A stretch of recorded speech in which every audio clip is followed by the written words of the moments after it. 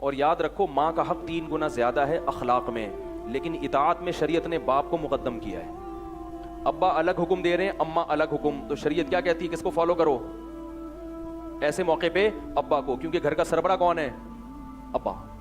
کیا خیال ہے؟ سربراہ کون ہے؟ ابا. کیونکہ اماں کو اجازت نہیں ہے کہ آپ کو باپ کی مرضی کے خلاف چلائے، کیونکہ وہ بھی باپ کے کیا ہے؟ تابع. اخلاق میں ماں کا حق 3 گنا زیادہ. نرم لہجے میں بات کرو نا، جتنے ابا سے جب بات کرتے ہوئے جتنا میٹھا لہجہ ہے اس میں 3 چمچ چینی کے اور ڈال کے پھر اس مٹھاس کے ساتھ کس سے بات کرو؟ اماں کے ساتھ. سمجھ میں آ رہی ہے بات؟ اخلاق اعلیٰ درجے کے بہت زیادہ. کس سے؟ کیونکہ ابا سے اگر تھوڑی بہت ٹیڑھا میڑھا بھی ہو گیا نا وہ برداشت کر لے گا، کیونکہ ابا ہے، وہ 2 لگا بھی دے گا. ماں بیچاری عورت ہے، وہ کیا، وہ کمزور دل کی ہے، وہ پھر سسکیاں لیتی رہتی ہے. تو میں وہ قصہ سنا رہا تھا، میرے پاس آیا نا، وہ مجھے یاد آیا جو اصل بات بتا رہا تھا کہ اپنے والدین کے سامنے اولاد کو کمرے میں لے جا کے پیار کرو. ابا اماں کے سامنے، میں اپنے بڑے بھائیوں کے سامنے بھی اپنے بچوں کو زیادہ لفٹ نہیں کراتا، حالانکہ وہ ان کو کوئی اس سے غرض نہیں ہے، لیکن ان کو یہ احساس ہوگا کہ ہم بڑے ہیں اور یہ کیا کر رہے ہیں، چھوٹوں کو ترجیح دے رہے ہیں. حالانکہ وہ ان چیزوں کو نوٹ نہیں کرتے، لیکن میں اس کا اہتمام کرتا ہوں. میرا بڑے بھائی جب آئے تو اپنے بچوں کو زیادہ فری نہیں کراتا. سمجھ رہے ہیں؟ یہ کرنی پڑتی ہے احتیاط. اسی طرح میرے بھائی جو نئی جن کی ہوئی بھی ہو، نسخے نہیں مانگا کرو.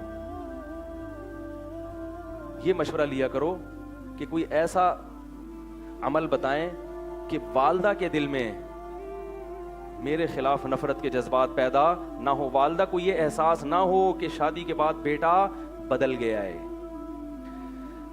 ماں کے دل پہ آرے چلتے ہیں.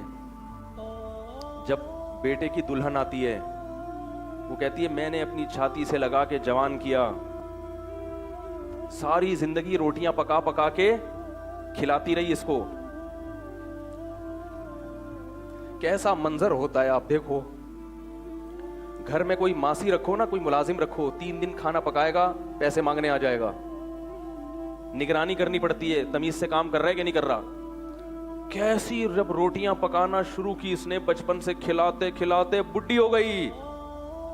1 روپیہ بھی اس خدمت کا بولو بھائی نہیں مانگتی. وہ کیسے صبح صبح تیار کر کے بچوں کو اسکول بھیجتی ہیں، پھر فکر ہوتی ہے ٹائم پہ پہنچا یا نہیں پہنچا. ایک طویل عرصہ لگتا ہے اس میں، ٹوٹ کے محبت کرتی ہے. اسے پتا ہے کہ میری زندگی میں ایسی محبت یہ کسی اور کو نہیں دے گا، ایسی جذباتی. جب دلہن آتی ہے تو ماں کو یہ احساس ہوتا ہے کہ میں پرانی ہوں اور یہ کیا ہے، نہیں ہے. اس وقت اولاد کی ذمہ داری ہے کوئی ایسا عمل ماں کے سامنے نہ کریں جس سے ماں کو یہ احساس ہو کہ یہ بیٹا شادی کے بعد بولو بھائی بدل گیا ہے. اس لیے اپنی آنے والی بیگم کو بتا دیا کرو کہ بند کمرے میں محبت کی باتیں کریں گے. بند کمرے میں کہوں گا تمہارے لیے چاند، اب وہ تو یہ کرے گا ہی نہیں، وہ تو ایزی لوڈ شادی سے پہلے ہوتا ہے، اب تو ویسے ہی بدل جاتا ہے بندہ. تو اس کو بتا دو بیگم بند کمرے میں تم میری معشوقہ ہو، میری محبوبہ ہو. اماں کے سامنے کون ہے؟ پہلے اماں ہے. اماں کے سامنے میں تمہاری طرف دیکھوں گا بھی نہیں. اماں کے سامنے ہی آئی لو یو، میں تمہارے پہ جان نثار، میں تمہیں مرتا ہوں، اماں کے سامنے شروع کر دیتے ہیں بات. اماں کے سامنے اسی کی سائڈ، اماں صحیح تو کہہ رہی ہے، اماں یہ تو صحیح کہہ رہی ہے بیگم میری. وہ بیچاری ایسے جیسے تیل کی کڑھائی پہ کوئی جل رہا ہو، ایسے جذبات ہوتے ہیں اس کے. اسی طرح باپ کو بھی، باپ میں اتنے جذبات نہیں ہوتے، وہ برداشت کر جاتا ہے. تو باپ کو بھی اور ماں کو بھی ہے. میں یہ نہیں کہہ رہا بیوی کے حقوق ادا مت کرو، یہ نہیں کہہ رہا، حقوق تو پورے دو اس کے، لیکن سیاست سے بھی کام لینا چاہیے، کوئی ٹیکنیکل طریقے سے بھی کام لینا چاہیے. محبت کا یہ کون سا طریقہ ہے کہ آپ ہر تھوڑے دن کے بعد جا رہے ہیں، برگر لے کر آ رہے ہیں، بیگم کے کمرے میں گھس رہا ہے، روزانہ اماں دیکھ رہی ہے. پہلے تو کبھی گھر میں برگر، پیزا نہیں آیا، برگر نہیں آیا، فروٹ نہیں آئے. روزانہ آفس سے آتے ہوئے 2 کلو سیب کی بوری لے کے چوہوں کی طرح چھپا کے ہیں بھائی کنی کترا کے نکل رہے ہیں، گھس رہا ہے. تھوڑا دل بڑا کر لو، سیب لا رہے ہو 2 کلو اماں کے لیے، 1 کلو بول لو نا بیگم کے لیے. آپ بولو اتنے پیسے کے درختوں پہ لگیں گے، مشورے دے رہے ہو. تھوڑے لے آؤ جتنے پیسے اللہ نے دیے. اول تو اللہ نے سب کو رزق دیا ہے، فراوانی دی ہے. تھوڑا سا ماں کو یہ احساس دلا دو کہ اماں میں تم کو بھولا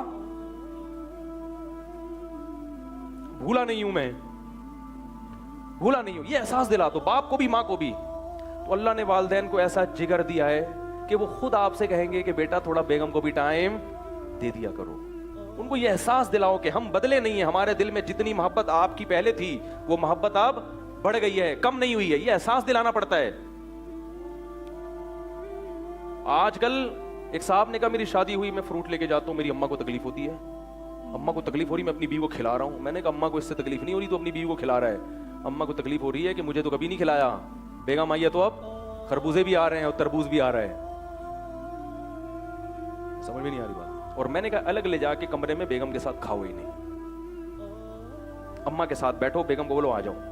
بیگم کہے گی میں تو آئی ہوں قربانی دے کے, تو بیگم سے بولو تمہارا ٹائم 9 بجے کے بعد شروع ہو جائے. سوؤں گا میں اماں کے ساتھ نہیں, سوؤں گا میں بولو نا تمہارے ساتھ.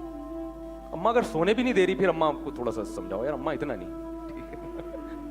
اگر اماں کہہ رہی کہ سو بھی کس کے ساتھ, پھر اماں سے بولو اماں آپ بھی تو رخصت ہو کے آئی تھی, اگر آپ بھی اپنی اماں کے ساتھ ہی سوتی رہتی آگے معذوف ہے. تو یہ تھوڑا سا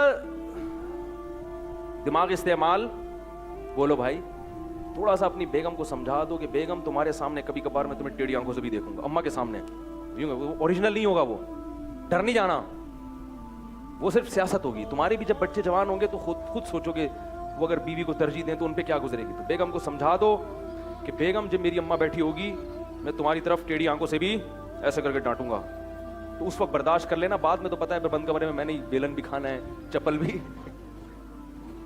شریف آدمی تو برداشت کرتا ہے بھائی, مار کھاتا ہے بیگم سے. تو تھوڑا سا سیاست سے کام لے لو. والدین کو یہ احساس نہ ہو کہ وہ بڑا, اور شروع کا مسئلہ ہوتا ہے, اس کے بعد تو پھر کوئی مسئلہ نہیں ہے. تو جب ایک دفعہ والدین کے دل میں یہ بات بیٹھ گئی کہ بھائی نہیں بھولا ہے, پھر وہ خود کہتے ہیں, اگر شریف اچھے عزت دار ہوں گے, وہ مسئلہ ہی خراب ہو رہا ہے تو پھر ہم کہتے ہیں بھائی الگ رہو. پھر مسئلہ والدین کا بھی تو ہوتا ہے نا, وہ جینے ہی نہیں دیتے بعض دفعہ.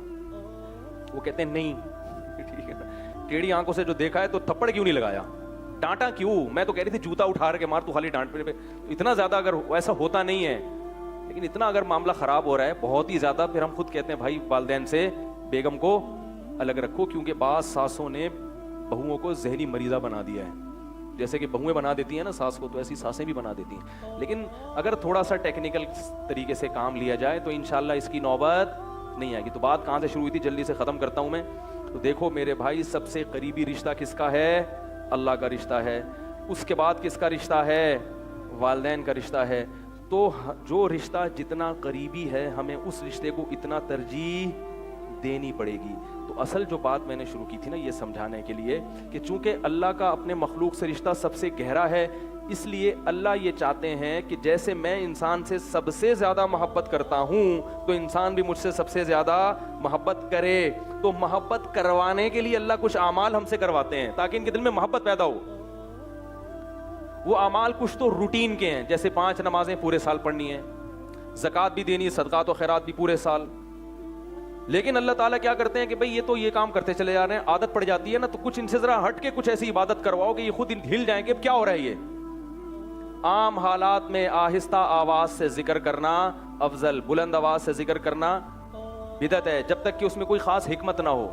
جیسے بعض مشائخ اپنے مریدوں سے کرواتے ہیں تاکہ ذکر کی طرف دھیان نصیب ہو, ورنہ شریعت میں بلند آواز سے ذکر کو پسند نہیں کیا گیا.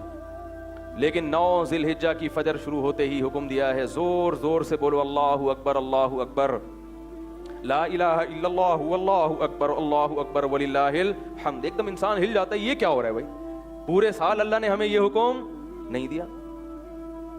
کیوں؟ اللہ فرماتے ہیں یہ ایام تشریق ہیں, اس میں تم قربانیاں کرو گے.